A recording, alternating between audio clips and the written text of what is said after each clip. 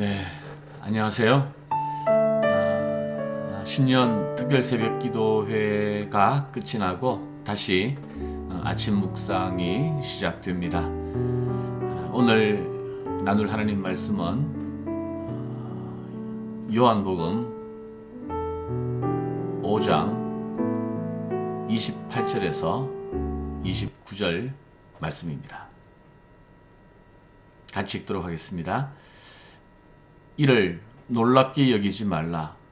무덤 속에 있는 자가 다 그의 음성을 들을 때가 오나니 선한 일을 행한 자는 생명의 부활로 악한 일을 행한 자는 심판의 부활로 나오리라.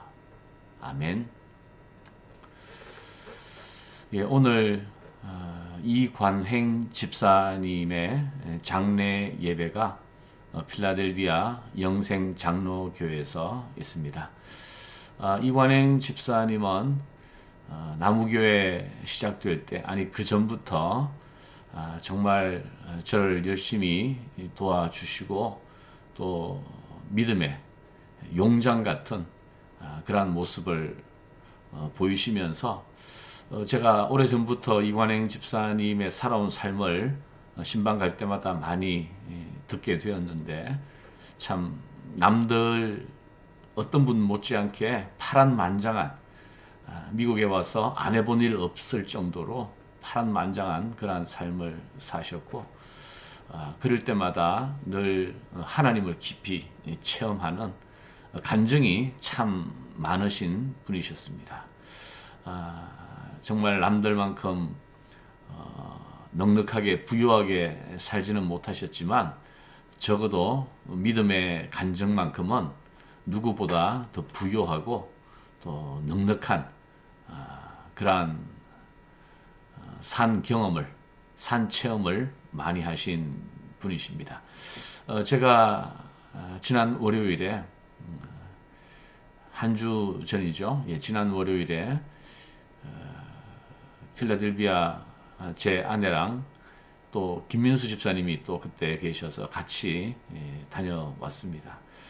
참 예전에 그렇게 열정적이고 참 에너지 넘치는 집사님의 모습을 보다가 말씀 한마디 못하시고 음식도 삼키지 못하시는, 그리고 저를 보고도 아는 채 반가운 표정도 짓지 못하는 그러한 모습을 볼 때 하나님께서 언제까지 또 두실지 모르겠지만 정말 하나님이 또 천국으로 부르시는 것 같다라는 생각을 그때 하게 되었습니다. 그러면서도 왠지 참 허무하다, 무상감을 느끼기보다는 정말 하나님께서 우리 집사님의 삶을 축복하셨고 또 위로해 주시고 또 정말 이제 충만한 기쁨으로 맞이해 주실 것이라는 그런 확신이 제게 있었습니다. 여러분, 만약 우리에게 믿음이 없다면, 그리스도 안에서의 참 소망이 없다면 정말 죽음은 두려운 것입니다. 피하고 싶은 것입니다.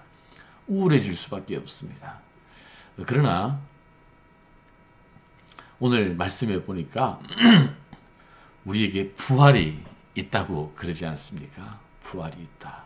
세상 사람들은 죽으면 끝이 난다라고 생각을 하죠. 죽으면 끝이 나고 이 세상에서 그냥 잘 살면 되는 거지.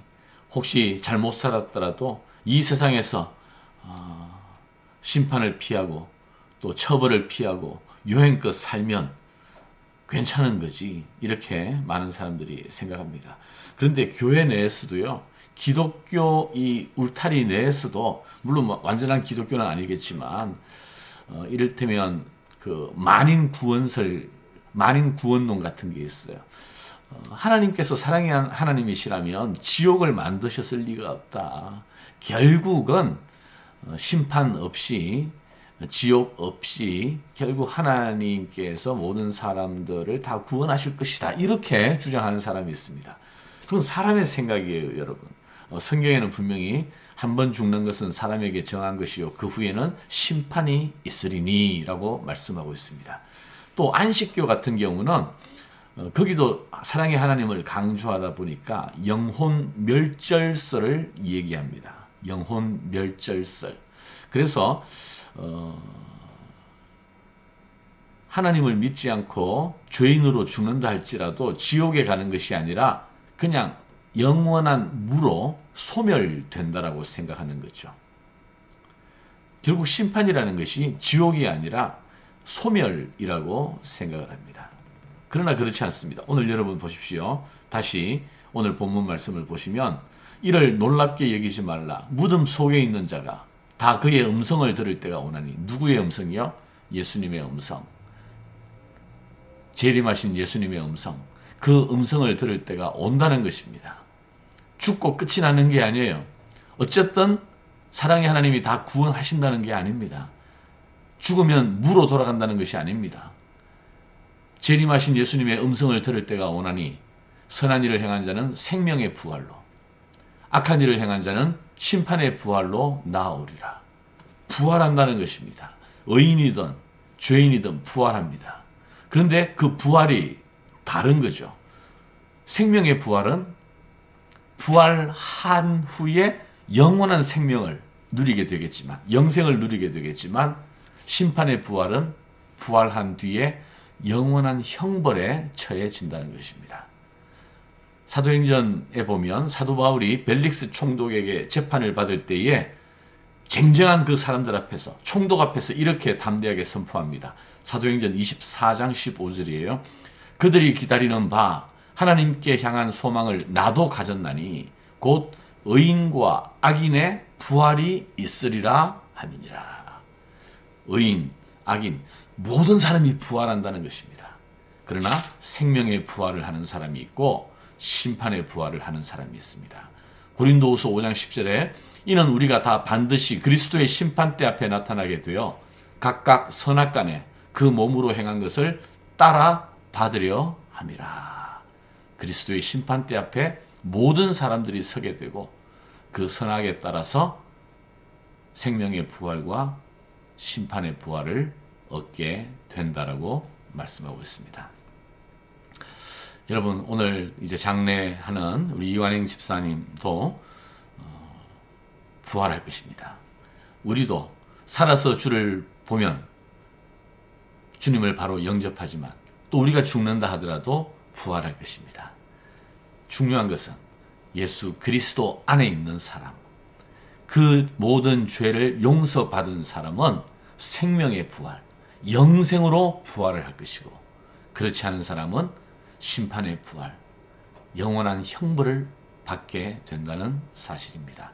오늘 우리 주님께서 말씀하신 이 엄중한 부활의 진리, 다시 한번 마음에 새기고 우리에게 이 부활의 소망이 있기 때문에 영원한 생명에 대한 확신과 약속을 우리가 소유했기 때문에 이 죽음 앞에서도 두려워하지 아니하고 오히려 하나님의 위로와 은혜와 감사를 우리가 누릴 수 있게 되는 줄 믿습니다. 여러분, 우리 남은 인생 정말 이 부활을 기대하면서 생명의 부활로 우리 다 함께 나아갈 수 있기를 간절히 소원하고 축복합니다. 기도하겠습니다. 하나님 감사합니다. 오늘 우리 주님께서